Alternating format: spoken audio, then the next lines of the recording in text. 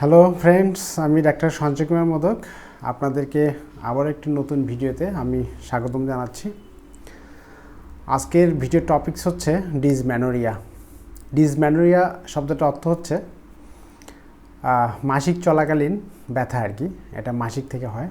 তো আসুন আজকে আমরা ডিসমেনোরিয়া সম্পর্কে আলোচনা করব। এটা সাধারণত মহিলাদের হয়ে থাকে। তো আপনারা যারা মহিলা আছেন বা আমার বোন সম মা বোন আছেন যারা আর কি, আপনাদের ক্ষেত্রে যেটা হয় যে মাসের বিশেষ কয়েকটা দিন ভীষণ কষ্টের হয়ে দাঁড়ায়। তলপেটে অসহ্য মোচড় দেওয়া ব্যথা হয়, কোমর ব্যথা হয়। কখনো এই ব্যথা এতই তীব্র আকার ধারণ করে যে আপনি দৈনন্দিন কাজকর্মটা পর্যন্ত করতে পারেন না। চিকিৎসকের ভাষায় বা চিকিৎসা বিজ্ঞানের ভাষায় একে বলা হয় ডিসমেনোরিয়া। আজকের ভিডিওতে আমরা জানব ডিসমেনোরিয়া কেন হয়, এটি কত প্রকার এবং ঘরে বসেই কিভাবে এই ব্যথা থেকে মুক্তি পাওয়া সম্ভব, আর অন্যান্য প্যাথির পাশাপাশি হোমিওপ্যাথিতে কী কী চিকিৎসা আপনি নিতে পারেন। তো আপনাদের কাছে ছোট্ট একটা রিকোয়েস্ট, ভিডিওটি শেষ পর্যন্ত দেখুন, কারণ শেষে থাকছে অত্যন্ত কিছু জরুরি টিপস। শুরু করা যাক ডিসমেনোরিয়া প্রসঙ্গে। প্রথমে আমরা জেনে নেব ডিসমেনোরিয়া আসলে কি, ডিসমেনোরিয়া কাকে বলে। সহজ কথায় যদি আমি বলতে চাই তাহলে ডিসমেনোরিয়া হচ্ছে মাসিকের সময় জরায়ুর অতিরিক্ত সংকোচনের ফলে যে ব্যথা হয় তাকেই চিকিৎসা বিজ্ঞানের ভাষায় ডিসমেনোরিয়া বলে। আপনাদের জরায়ু যখন আস্তরণ ঝরিয়ে ফেলতে চায় তখন প্রোস্টাগ্ল্যান্ডিন নামক এক ধরনের হরমোনের প্রভাবে জরায়ু সংকুচিত হয়। এই প্রোস্টাগ্ল্যান্ডিনের মাত্রা বেশি হলেই ব্যথা তীব্র আকার ধারণ করে। এটি মূলত দুই প্রকার। একটা হচ্ছে প্রথমটা হচ্ছে প্রাইমারি ডিসমেনোরিয়া। এটি সাধারণত অল্প বয়সী মেয়েদের হয় এবং এর পিছনে অন্য কোনো রোগ থাকে না। খুব কম বয়সী মেয়ে যারা, ধরেন 12, 13, 14 এরকম আর কি। আর সেকেন্ড হচ্ছে সেকেন্ডারি ডিসমেনোরিয়া। এটি জরায়ু বা ডিম্বাশয়ের কোনো সমস্যার কারণে হয়ে থাকে। দ্বিতীয়টি হচ্ছে কি সেকেন্ডারি ডিসমেনোরিয়া। এটি জরায়ু বা ডিম্বাশয়ের কোনো সমস্যার কারণে হয়ে থাকে। ধরুন আপনার জরায়ুতে টিউমার হতে পারে বা অ্যান্ড্রোমেট্রিওসিস হতে পারে।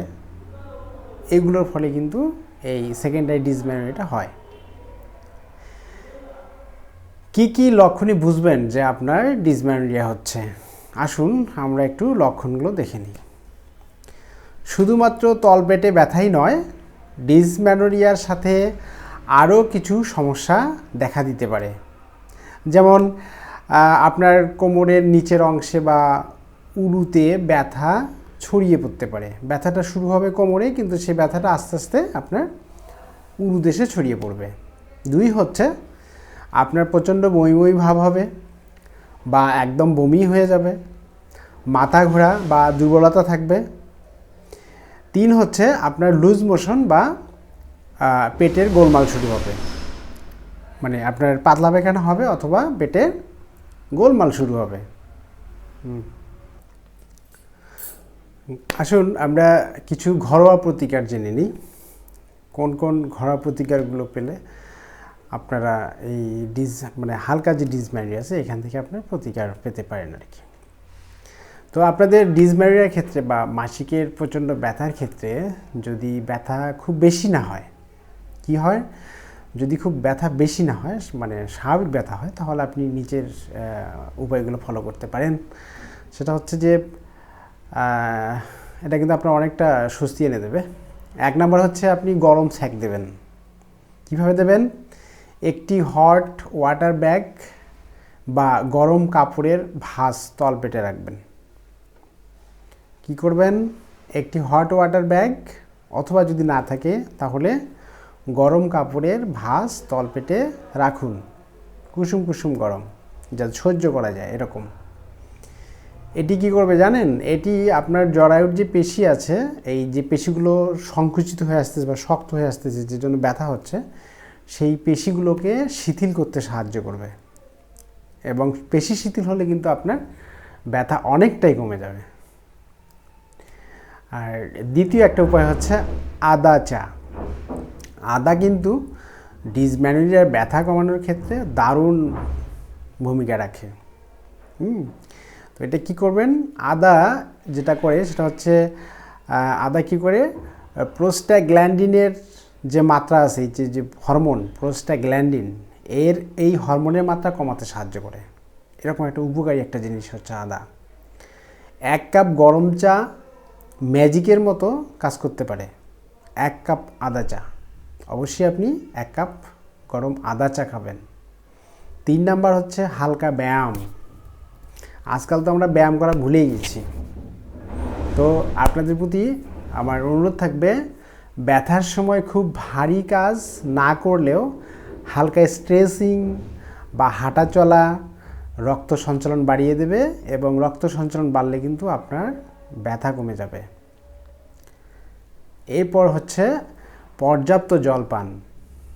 অনেকেই আপনারা জলপান করতে চান না। জলপান না হলে কিন্তু শরীর শুকিয়ে যায়। শুকিয়ে গেলে আপনার মাংসপেশি আরও সংকুচিত হতে থাকে। তো এই ক্ষেত্রে আপনি যদি পর্যাপ্ত জলপান করেন, তাহলে শরীর যে হাইড্রেটেড থাকবে, হাইড্রেটেড থাকার ফলে কিন্তু আপনার অস্বস্তি অনেক কম মনে হবে।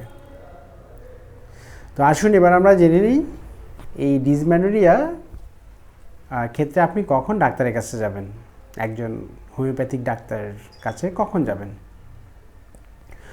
সব সময় ঘরোয়া প্রতিকার কিন্তু কাজ নাও করতে পারে। যদি দেখেন ব্যথা সহ্য করার ক্ষমতা বাইরে চলে যাচ্ছে, আপনি ব্যথা কোনোভাবেই সহ্য করতে পারছেন না, এরপরে যদি দেখেন যে ঔষধ খেয়েও আপনার কোনো কাজ হচ্ছে না, তারপর হচ্ছে আপনার কি মাসিক শেষ হওয়ার পরেও ব্যথা থাকছে, আপনার মাসিক শেষ হয়ে গেছে কিন্তু ব্যথা তারপরেও থাকতেছে, অতিরিক্ত রক্তক্ষরণ হচ্ছে, প্রচণ্ড পরিমাণে রক্তক্ষরণ হচ্ছে, আর দেরি করবেন না, আপনার নিকটস্থ একজন রেজিস্টার্ড হোমিওপ্যাথিক ডাক্তারের শরণাপন্ন হন, অথবা একজন গাইনোকোলজিস্টের পরামর্শ নিন। আপনাকে ডাক্তার চেক আপ করে আপনার সমস্ত সিমটম নিয়ে আপনাকে কিন্তু একজন হোমিওপ্যাথিক ডাক্তার খুব সুন্দরভাবে এই ডিসমেনোরিয়া থেকে সারা জীবনের জন্য মুক্তি দিতে পারে। যদিও মুক্তি সৃষ্টিকর্তা দেবেন, কিন্তু ওই ডাক্তার কিন্তু আপনাকে এই ডিসমেনোরিয়া থেকে মুক্তি পাওয়ার জন্য আপনাকে সর্বাত্মক ঔষধ এবং চিকিৎসার মাধ্যমে সহায়তা করবেন।